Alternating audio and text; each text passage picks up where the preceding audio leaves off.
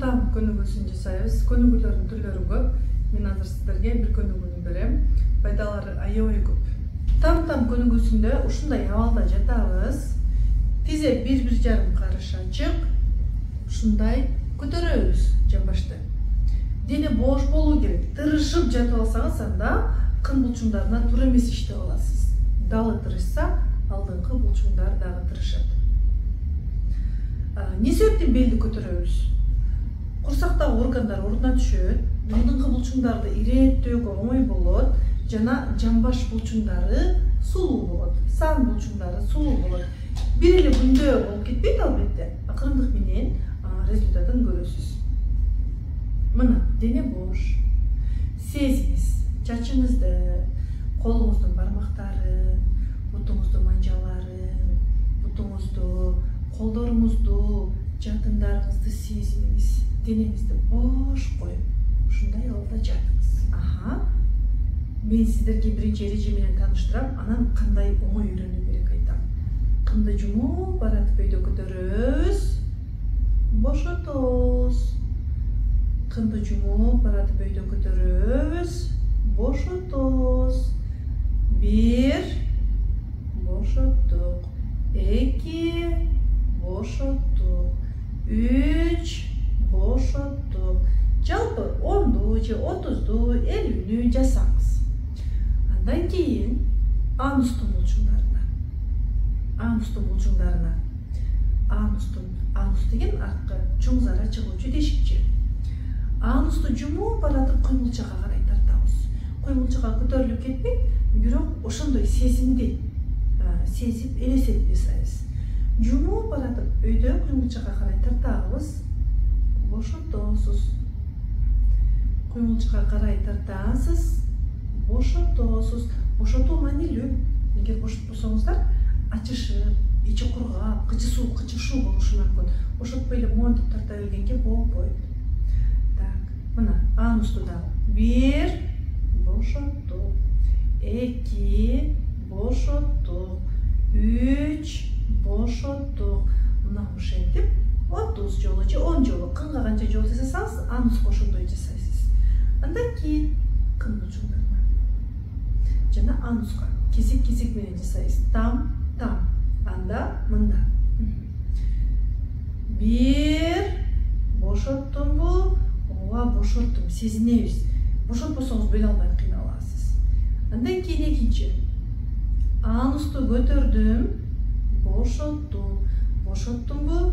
Бошоттум. 3, бошоттум. Бошоттумбу? Бошоттум.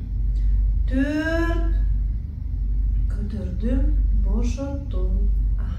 Мына ошентип жалпы 200гө чейин жеткизесиз. 400гө чейин жасоого болот. Тырышып, кыйналып 400гө чейин жасаймын деп кыйналбаңыз. Демалып жасай берсеңиз болот. Эми кантип оңой үйрөнүү керек экенин айтам.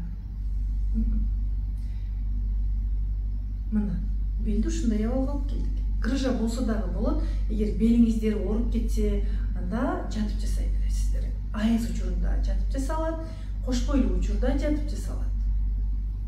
Кош бойлуу учурда баары жакшы болсо, дене тырышпаса дагы белди көтөрүп жасаса да болот. Оңой үйрөнүү үчүн кыздар кандай жасайбыз? Бел көтөрүлгөн абалда да оңой үйрөнүү үчүн мына биринчи кындын оозун жумуп бошотуп аласыз. Мына кындын оозун эле алдыңкы булчуң, оозун жумуп бошотосуз. Жумасыз, бошотосуз. Жумасыз, бошотосуз да кындын оозун. Мына ошентип кынды үйрөтөбүз. Анусту да анустун оозун жирип бошотосуз. Кыс деп турган жокпуз. Кысам деген нерсе жок.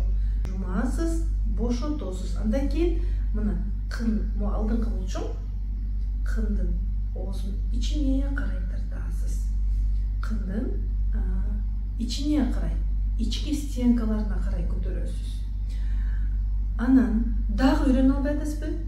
Колуңузду могу жерге коюп алыңыз. анус жака колду коюп аласыз. Эч үйрөнө албай атсаңыз, анда перчатканы кийесиз. Бардык кийимдерди чечип саласыз. Кын булчугунан колуңузду тийгизип, анус булчугунан колуңузду тийгизип жасайсыз. Дагы оңой үйрөнүү үчүн кынды зара чыгып кетпесин дегендей жумасыз. Бошотосуз. Анусту жел чыгып кетпесин дегендей жумасыз, бошотосуз. Интим гимнастика көнүгүүлөрүн жасаарда сөзсүз дене кызытуу көнүгүүлөрүн жасап алыңыздар. Биз онлайн форматта дагы, офлайн форматта дагы сөзсүз дене кызытуу көнүгүүлөрүнүн түрлөрүн беребиз. Сиз дагы кандай көнүгүү билсеңиз, жасаңыз. Жеңил зумба бийлерин жасап алсаңыз болот. Бүткүл булчуңдар иштегенде алдыңкы булчуңдарды иштетүү жакшыраак. Ар бир клетка ткандарыбыз, булчуңдарыбыз бири-бири менен байланыштуу. Эң эле жөнөкөй көнүгүү колуңузду аркага берип, алдыга алып келип таштадыңыз, шашпай. Андан кийин аркадан алып келип таштадыңыз. Ушундай алдыга алып аркага шашпай жасайсыз. Андан кийин связкаларга көнүгүү жасайбыз. Эки буттун ортосун кенен ачасыз. Тизеңизди бүгөсүз. Связканы алдыга жибересиз. Далыңыз түз. Бутуңуз нык.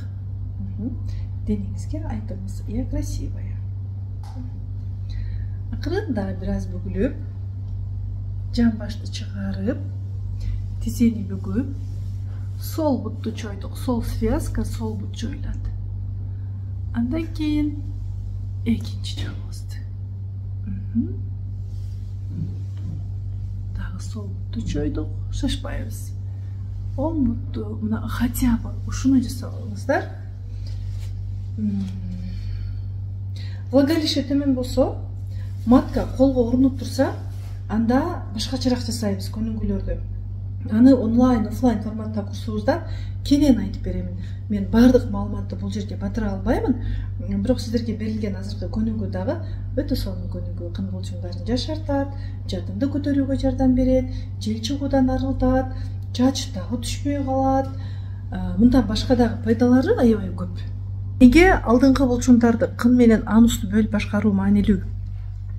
Кын булчуңдарын мына ушундай абалда жайгашкан булчуңдар башкарат, анустун булчуңдарын мына ушундай абалда жайгашкан булчуңдар башкарат. Эгерде сиз кынга эле жасайм, мен жел чыгуудан арылсам эле болду, кыз болсом эле болду десеңиз, могу жакты бекемдеген менен арт жагы тартып тура берет. Ошон үчүн кын жана ануска жасоо менен алдыңкы булчуңдарды бекемдеп, зара кармай албоо деген жана башка проблемалардан арылабыз.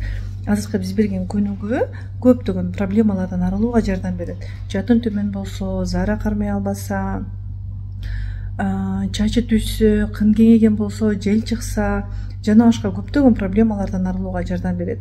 Эгерде влагалище опушение болсо, анда муну жасабайсыз. Бир аз башкачараак беребиз. Онлайн, офлайн форматтарыбызга катышсаңыз болот. Анан жатын кындан чыгып, колуңузга урунуп аткан болсо, анда дагы бир аз башкачараак жасап баштайбыз.